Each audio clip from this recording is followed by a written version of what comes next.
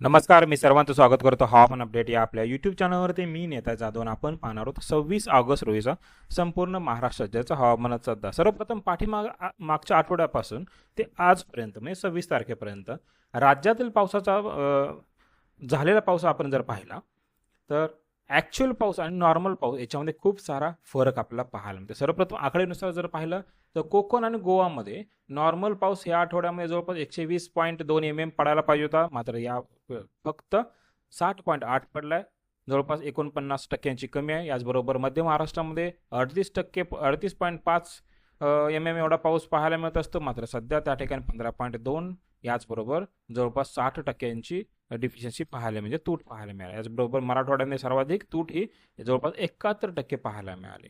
Normal पाऊस हा जवळपास 46.9 mm एवढा असतो, मात्र मराठवाड्यामध्ये संपूर्ण मराठवाड्यामध्ये 13.4 mm एवढाच पाऊस आपल्याला पाहायला मिळाला ह्या आठवड्यामध्ये.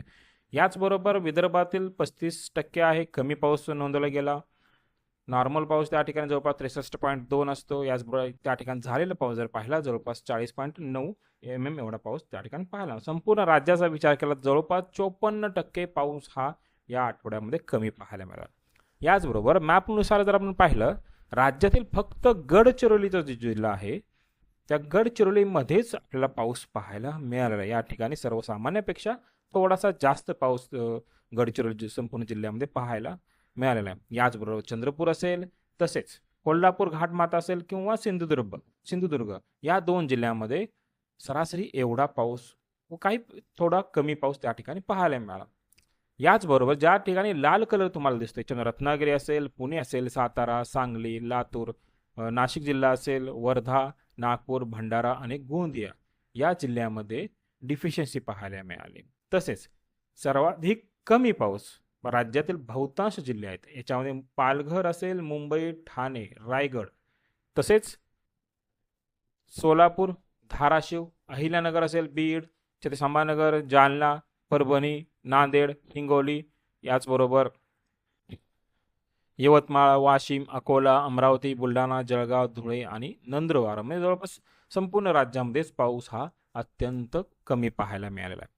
याचबरोबर वाऱ्याची दिशा सिस्टम प्रणालीबद्दल जर पाहिलं, जे कमी दाब तयार झालं तर ते कमी दाब आता बिहार, झारखंड या भागामध्ये सध्या स्थित आहे. याचबरोबर मान्सूनची जी अक्षरेषा आहे ती मान्सूनची अक्षरेषा अजूनही पंजाब, याचबरोबर दिल्ली, उत्तर प्रदेशपासून या कमी दाबापासून हीच अक्षरेषा बंगालच्या उपसागरापर्यंत वाहत गेले. तसेच गुजरातचा बहुतांश भाग असेल, याचबरोबर राजस्थान असेल, दिल्लीपर्यंत हा जो पट्टा असेल या भागामध्ये जे काय वारं येतं ते वारं उष्ण व काही हलकं वारं पाहायला मिळत आहे. तसेच अरबी समुद्रातून जे वारं आहे ते अरबी समुद्रातून जे वारं काही वारं या कमी दाब आहे त्या ठिकाणीही पोहोच असलेलं पाहायला मिळत आहे. राज्यामध्येही पाऊस हा एकदम तुरळक ठिकाणीच पाहायला मिळत आहे. याचबरोबर सध्याची लेटेस्ट सॅटेलाइट इमेजनुसार जर पाहिलं आणि आज रात्री पावसाचा अंदाज जर पाहिला, विदर्भातील गडचिरोलीचा चिंचोर असेल, अहेरी असेल, चारमोसी, इटापल्ली या भागामध्ये लाईटनिंग थंडोसमची ऍक्टिव्हिटी आज रात्री पाहायला मिळणार आहेत. काही ठिकाणी मध्यम स्वरूपाचा पाऊस पाहायला मिळण्याची दाट शक्यता आहे. तसेच दोनर असेल, कुरखेडा असेल, हलक्या स्वरूपाचे पाऊस पाहायला मिळण्याची शक्यता आहे. याचबरोबर चंद्रपूरचा गोडपिंपरी असेल, राजूर असेल, या ठिकाणी ही तुरळक स्वरूपाचा पाऊस आपल्याला पाहायला मिळण्याची दाट शक्यता आहे. यवतमाळ तालुका असेल, दिग्रज, कळंब असेल, बाबुळगाव असेल, हलक्या स्वरूपात पाऊस एक दुसऱ्या स्वरूपात पाहायला मिळेल. हा सार्वत्रिक स्वरूपाचा पाऊस मात्र या ठिकाणी नाही आहे. दिग्रज असेल, महागाव, पुसद हलके ठेंब पाहायला मिळेल. वाशिमचा बहुतांश भाग असेल, अमरावती असेल, याचबरोबर अकोला असेल व वर्धाचा काही भाग असेल या ठिकाणी आपल्याला तुरळक स्वरूपाचा पाऊस पाहायला मिळण्याची दाट शक्यता आहे. जोरदार किंवा मुसळधार पाऊस मात्र या ठिकाणी नाही आहे. याचबरोबर हिंगोली असेल, परभणीचा उत्तरेचा भाग असेल, हलक्या स्वरूपाचे ढग त्या ठिकाणी पाहायला मिळते. नांदेड असेल, दिंडोरी असेल, याचबरोबर भोकर असेल, हदगावचा भाग असेल, 1-2 ठिकाणी पाऊस पाहायला मिळण्याची दाट शक्यता आहे. लातूरचा निलंगा असेल, उदगीर, अहमदपूरचा दक्षिण भाग या ठिकाणी मात्र काही एक दुसऱ्या गावापुरता जोरदार स्वरूपाचा पाऊस आपल्याला काही वेळापुरता पाहायला मिळेल आहे. बीडचा अंबेजोगाईमध्ये तुरळक स्वरूपाचा पाऊस पाहायला मिळेल. बुलढाणा छत्रपती संभाजीनगर आणि जालनाचा उत्तर भाग असेल या भागामध्ये आपल्याला तुरळक स्वरूपाचा पाऊस एक दुसऱ्या स्वरूपातच पाहायला मिळेल. याचबरोबर धुळे असेल, नंदुरबार, जळगावचा पश्चिम, नाशिक, अहिल्यानगर असेल, सोलापूर, याचबरोबर धाराशिव, बीडचा पूर्व भाग असेल, सांगलीचा उत्तर भाग असेल, पुण्याचा जो पूर्व भाग असेल, या भागामध्ये आज रात्री कोणत्याही पद्धतीचा पाऊस पाहायला मिळणार नाहीये. तसेच कोल्हापूरचा घाटमाथ्याचा भाग असेल, साताराचा घाटमाथ्याचा भाग असेल आणि पुण्याचा घाटमाथ्याचा भाग अधूनमधून हलक्या स्वरूपाचा पाऊस आपल्याला पाहायला मिळण्याची शक्यता. सांगली जिल्ह्यात मिरज असेल, कवठेमहांकाळ, तासगाव या भागामध्ये ढग दाटले आहेत, मात्र पाऊस हा एकदम तुरळक ठिकाणीच पाहायला मिळेल. म्हणजे तुरळक स्वरूपाचाच पाऊस त्या ठिकाणी काही गावामध्येच पाहायला मिळेल. याचबरोबर रत्नागिरीमध्ये अधूनमधून हलक्या स्वरूपाचा पाऊस आपल्याला पाहायला मिळण्याची दाट शक्यता आज रात्री आहे. याचबरोबर येणाऱ्या 24 तासाचा जर विचार केला तर येणाऱ्या 24 तासामध्ये आज जसा पाऊस पाहायला मिळेल त्या पद्धतीचा पाऊस आपल्याला पाहायला मिळणार नाही. बहुतांश भागामध्ये पाऊस हा कमी झालेला पाहायला मिळतोय.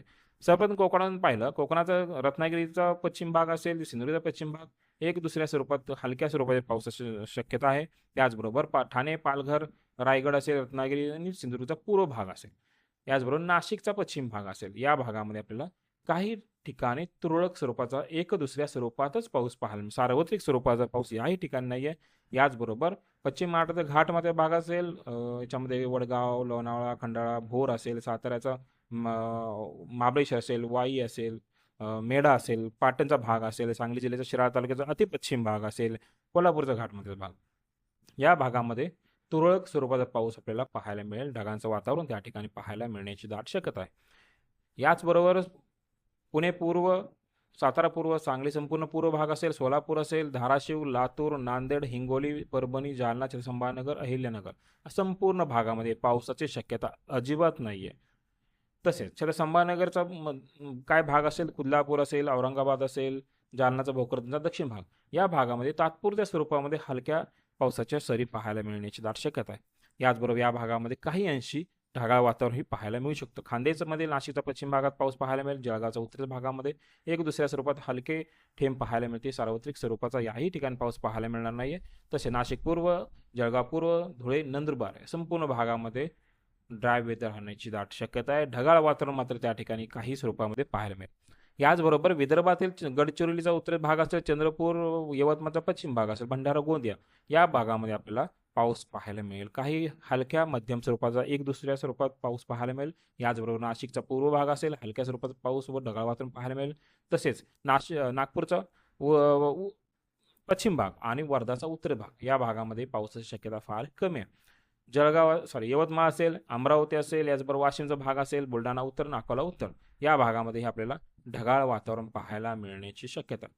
पाऊस जर झाला तो काही पर्टिक्युलर एरियामध्येच तुरळक स्वरूपाचाच पाऊस पाहायला मिळेल. याचबरोबर IMD भारतीय हवामान खात्याच्या अंदाजानुसार आपण जर पाहिलं, कोल्हापूरचा पूर्व भाग असेल, सांगली असेल, सातारा पूर्व, सोलापूर, धाराशिव, लातूर, नांदेड, हिंगोली, परभणी, बीड असेल, जालना, संभाजीनगर, जळगाव, धुळे, नंदुरबार आणि नाशिकचा पूर्व भाग या भागामध्ये काही प्रमाणामध्ये लाइटनिंग थंडरस्टॉर्मच्या ऍक्टिव्हिटी पाहायला मिळण्याची दाट शक्यता आहे. तर हे होतं येणाऱ्या 24 तासात राज्याचं हवामान अपडेट. जर आता हवामान अपडेट या YouTube चॅनल सबस्क्राईब जर केलं नसेल तर कृपया सबस्क्राईब करा, बेल आयकॉन नक्की करा. धन्यवाद.